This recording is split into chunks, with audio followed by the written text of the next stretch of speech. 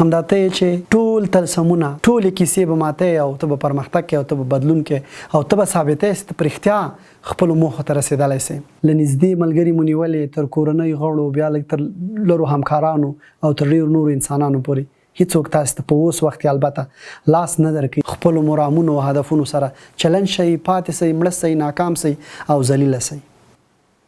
سلامونه، جوړ په خیر، هیله د سخوي په خیر وي، سلامت وي. په یوه بل ویډیو کې تاسو ټول ته راغلاست وایم. مخکې دې چې اصلي بحث او مطلب ته ورګرځم، لومړی له تاسو ټول په خورا درنښت هیله کوم چې زموږ چینل سبسکرایب کړئ، سو زموږ نوې ویډیوګانې او مطالب تاسو ته تر بر هر چا زر او اسانه در ورسیږي. نن په دې خبرې کوو چې موږ څنګه خپل ځان په خپل تشویقولای سو، خپل ځان ته څنګه انګیزه بخلای سو او څنګه کولای سو چې خپل مرامونو او هیلو ته ورسیږو. زه تاسو ټول دوستان هیله لرو چې خپل هیلو ته ورسیږو، غواړو چې مهم ځای ته ورسیږو. خامخا په ذهنونو کې ځینې موخې شته چې هغه لپاره خواري کوو، ورځ تر بلې هڅه کوو چې هغه ته ورسیږو. خدا چې څنګه نسو رسیدای، نن ما یو شمیر لارې چارې راخیستې په دې ویډیو کې غواړم په بحث وکړم او غواړم خپل تجربه هم در سره په دې برخه کې شریک کړم. زما ارمان دی چې یو مهم موقف ته ورسېږم، ستا ارمان دی، د ټولو ارمان دی چې خپل موخو ته ورسېږو، ډېرې پیسې پیدا کړو، ښه دوستان ولرو، کورنۍ مو خوشحاله واوسي، موږ خپل په یو مهم موقف کې اوسو او یو ښه پرسنالټي او ښه شخصیت ولرو او په ټولنه کې یو ښه ځای ولرو. دا ټول ارمانونه لرو. بل دا هم مهمه خبره ده چې زموږ په شاوخوا او نږدې چاپیریال کې له موږ سره زموږ خپلوان، زموږ ملګري، زموږ همکاران ګورو چې یو څوک ورځ تر بلې په بریالیتوب سره مخ کیږي، بریا سره مخ کیږي او کامیابیږي او ښې لاسته راوړنې لري، هم په مادي لحاظ او هم په معنوي لحاظ، هم پیسې پیدا کوي او هم خلکو ته ګرانیږي. دا ولې؟ کله مو په دې فکر کړی؟ اصلا غواړئ چې خپل هم دغسې هیلو ته ورسیږئ، نو خامخا به مو دا فکر کړی او یو څه ځواب به موندلی. زه کوشش کوم چې په دې ویډیو کې په لنډ ډول ځینو نقاطو ته اشاره وکړم چې څنګه موږ کولی شو چې د نورو بریالیو، کامیابو او هغوی چې لاسته راوړنې لري د هغوی په څیر موږ هم واوسو، خوشحاله سو، پیسې هم پیدا کو او یو مهم موقف هم لاسته راوړو.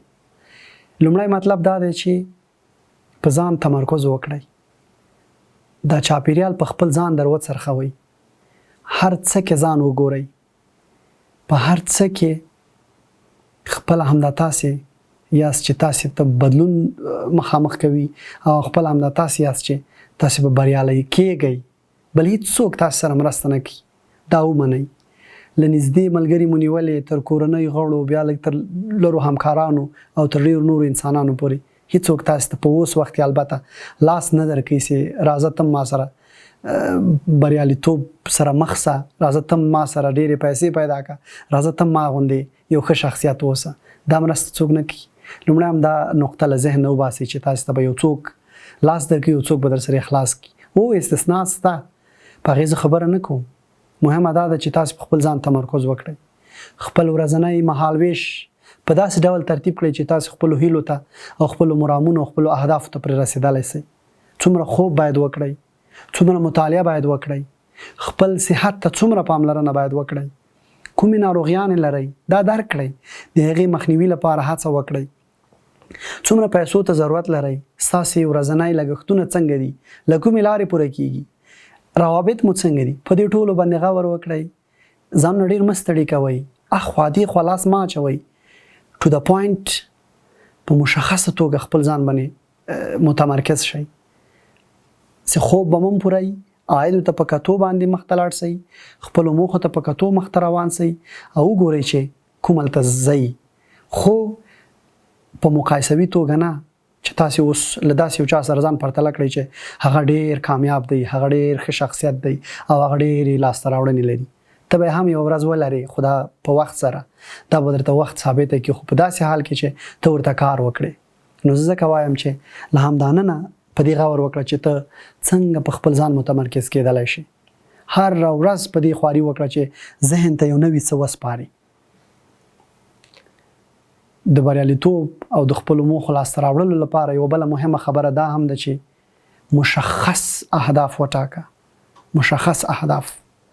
ما مخکې مې اشاره وکړه چې اخوادي خو لاس ما چوړي، دا هم زه کوم، هغه هم زه کوم، هلته هم باید زه وم، دلته هم زه باید وم. مشخص اهداف په دې معنی چې څه غواړې واوسې، څه غواړې 15 کاله وروسته واوسې، څومره پیسې غواړې پیدا کړي، د چا په زړه کې ځای پیدا کړي، چاته څومره ګران سي، خپله کورنۍ باید چیرته ورسوي. یوازې ته هم نه، له دې ټولو مسایلو ته په کتو دا تا پورې تړاو لري چې ته څه انتخاب لري. خپل انتخاب ستا په لاس کې دی. بعضې ملګري کله وارې په دې کې هم شکمني چې دوی څنګه موخې وټاکي. دا یو بیل بحث دی. بیا کېدای شي چې په یوه ځانګړي ویډیو کې هم په خبرې وکړو چې موږ خپله موخه څنګه ټاکو. خو دلته دومره اشاره ورته کول غواړم چې موخه ستاسې له فکر، ستاسې له وړتیا او ستاسو له هیلو پورې تړلې ده. زه کېدای سي یوه موخه ولرم، ته کېدای سي بله موخه ولري، او نور انسانان کېدای سي نورې موخې ولري. نو ځکه په دې برخه کې تا سره څوک مشوره نشي درکولی چې ته دا انتخاب که دا مه انتخابوه، ځکه ستاسې وړتیا، ذکاوت، تجربې، مطالعات بیل دي له ما او له نورو. نو ځکه خپله موخه په خپله وټاکه چې غواړې چیرته ورسېږي، څوک ایډیال لري، څه غواړي چې د چا غوندې واوسي، څومره پیسه داره واوسي، څومره ښه ځای ولري.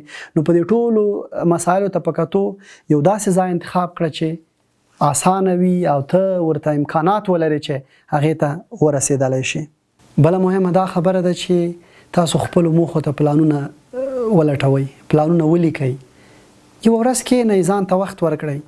که نورو رسمي ورځو کې مصروف یاست، د جمعې په ورځ ځان سره کښېنئ، ښه زه خپلو هیلو ته څومره نږدې یم، څومره مې وکړای سول چې زه خپل امکانات په لاره واچوم، په کار یې واچوم او خپل مرام ته ورسېږم. دا در سره ولیکئ په لیکلي ډول. ټولې کیسې در سره وسنجوئ، پلانونه در سره وسنجوئ، منابع وسنجوئ، د عاید نیولې تر اخلاقو، تر کردار، تر چلندونو او تر کړنو ټول مسایل ورځ تر بلې سنجوئ او در سره لیکئ چې تاسو څومره مخته ځئ. دا به تاسې ته د بدلن ډېر زر در وښیي، در په ګوته به کړي چې تاسې کوم ځای ته روان یاست. خپلو موخو ته د رسېدو لپاره بله مهمه خبره علاقهمندي ده. څومره لیواله یاست. کېدای شي چې تاسې موخه هم ټاکلې وي، کېدای شي چې ډېره مشخصه موخه مو ټاکلې وي، پلان هم ښه ترتیب ورته کړی وي، یوه موخه به هم لرئ، امکانات به هم لرئ، سنجش به مو پلان هر څه به مو نیولي وي، خو علاقهمندي دا هم ځان ته یو څه وایي. لیوالتیا. کله چې تاسو خپلو هیلو او مرامونو او موخو لپاره کار کوئ او په مینه او لیوالتیا ورته لګیا یاست، هره ستونزه به ستاسې له مخې بچ کېږي او تاسو ته به یوه نوې لار او نوې کړکۍ او نوې دروازه پرانیزي او تاسو ته به اجازه درکوي چې په هغې لارې تګ وکړئ. خو که لیوالتیا موجوده وي، لیوالتیا به داسې باید واوسي چې تاسې ټول وخت سنجش کړی وي او ځان ته هغه د خپل پرمختګ، خپلو موخو ته د رسېدو یوه لاره پرېښې وي. که څومره هم مصروف اوسئ، فرضاً په رسمیاتو کې، په کار کې، بل هر چیرته له ملګرو سره، دوستانو سره، تاسې به هغه لیوالتیا به مو دې ته راکش کوي چې هلته خپل فرصت وګورئ تر څو تاسې بدلون وکړئ، تر څو تاسې خپل مرام ته ورسېږئ. مرام ته د رسېدو لپاره له لیوالتیا سربیره انګیزه ډېره مهمه ده. خپله انګیزه مطالعه کړئ. انګیزه دا معنی چې ته څه شی سبب کېدی د دې سي چې ته پرمختګ وکړې، څه شی سبب د دې کېدای سي چې تا ته بدلون درکړي، څه شی سبب د دې کېدای سي چې ته خپلو موخو ته ورسېږي. دا انګیزه پیدا کړه، دا مطالعه کړه، خپل کرکټر دې له نورو شاوخوا انسانانو سره پرتله کړه، هغه چې ستا همسویه دي، هغه چې ته غواړې ورته ورسېږې. له ځانه لوی هم وګوره. د ډېرو بریالیو کسانو، د میلیونرز، د دغوی سیرت، ژوند دا مطالعه کړه. د اصحابو کرامو ژوند وګوره، په خپله د حضرت محمد مصطفی صلی الله علیه وسلم ژوند وګوره. هغه ستړیاوې چې هغوی تېرې کړې دي هغه په خپل ژوند کې هم وسنجوه، تر څو ستاسې د انګیزه د دې سبب شي چې خپلو موخو ته ورسېږئ. یوه بله مهمه خبره دا هم ده چې خپل ځان ته جایزه وټاکئ. په دې معنی څومره چې مزل وکړه، ځان ته یو لیمټ وټاکه، یو محدوده وخت وټاکه. ووایه چې زه به په یو میاشت کې دغه ځای ته رسېږم، په یو میاشت کې به زه دومره پیسې پیدا کوم، په یو میاشت کې به زه دومره صحتمند کېږم، په یو میاشت کې به زه خپلې ژور خفګان، سټرس، ستونزې دا کموم. ته بیا وګوره او که مې کمې کړي، بیا ځان ته یو جایزه ورکړه چې زه به دومره مصرف کوم، زه به دغه ځان ته وپیرم، زه به دغه قیمتي شی ځان ته واخلم. ستاسې وس نه پوره نه د ځان ته یو چلنج وټاکئ چې لږ ستونزمن چلنج وي، نو ته به بیا حتما کوشش کوي چې خپل چلنج د پوره کې تاوانیم نسی او ورسره خپل موخو ته ورسیږي. نو دا به تاسو سره ستاسو د موخو ته د رسیدو لپاره کومک وکړي، خو چې خپل ځان په خپل چلنج کړئ، نه داسې موقع نورو ته ورکړئ چې تاسو خپل مرامونو او هدفونو سره چلنج شئ، پاتې شئ، مړه شئ، ناکام شئ او ذلیل شئ. خپل موخو ته د رسیدو وروستۍ خبره چې ده هغه په ټولو بحثونو کې زه په تکرارا خبرې کوم، هغه دا ده چې په خپل ځان باور ولرئ. هر څه تاسو کولای شئ که وغواړئ، په شرط دی چې وغواړئ، انګیزه وجود ولري، لیوالتیا وجود ولري، دا ټول شیان چې وجود ولري، ته به خپل موخو ته د رسیدو بیلابیلې لارې به پیدا کوې.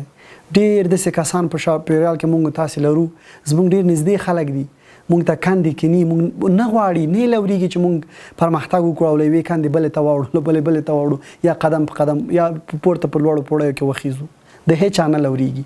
خو لکه څنګه مې په اولو کې ویلې، همدا ته چې ټول تلسمونه، ټولې کیسې به ماته او ته به پرمختګ کې او ته به بدلون کې او ته به ثابتې چې په رښتیا خپل موخو ته رسېدلی سې.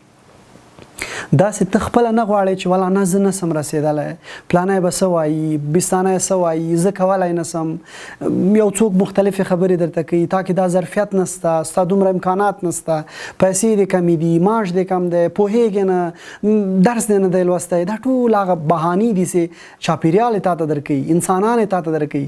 خو که ته کښېنې او ښه په ورین تندي باندې خپل ځان سره خبرې وکړي، ووایه چې والا دا خو دا شیان سته، زه په رښتیا مطالعه نه لرم، زه په رښتیا هم دومره علم نه لرم، زه په رښتیا هم دومره تجربه نه لرم، خو بیا هم زه دا کار کولی سم. ستا دماغ، ستا فکر، ستا هڅې او ستا ذکاوت به تا ته لاره درکړي او ته به بالاخره هغه کار انجام کړي او ته به رښتینی یو څوک داسې راووځې چې ته به خپلو موخو ته رسېدلی، تا به خپل اهداف هم به دې څارلي او هم به دې لاسته راوړي. نو ټول به بیا خصوصا ستا کورنۍ به په تا افتخار کوي چې په نشتو امکاناتو کې، په نه پوهې کې، په نه یوه مسله بلې ته م غواړم اشاره وکړم، بعضې مسایل له عمر سره ځینې انسانان تړي. تاسې دا ثابته کړئ چې له خپل ځان نه یا د خپل عمر نه ډېر لوړ کارونه وکړئ، خو هغه چیرته کېدی څه وخت کېدی شي هغه په یو قوي عزم او په خپل باور په خپل ځان او په خپل ځان ایمان لرلو باندې کېدی شي. نو ډېره مننه چې موږ سره تر اوسه پورې مل وئ او زموږ دا ویډیو مو تعقیب کړئ. انشاءالله دا به لړۍ دوام لري، موږ به نور مهم مسایل راخلو، په لنډ ډول کوشش کوو خبرې پرې وکړو. تاسو سره هم کومه ستونزه وي، فکر کوئ چې موږ کومه خبره پرې کولی سو، نو موږ سره په کمنټ کې شریکه کړئ چې کله ناکله وخت نا وخت بحث پرې ولرو او تاسو سره کومک وشي چې ستاسو ستونزې راکمې سي او له منځه لاړې سي. په آخر کې بیا یادونه کوم چې زموږ چینل سبسکرایب کړئ او مه هېروئ خپلو ملګرو سره هم شریک کړئ. تر بیا ښه وخت.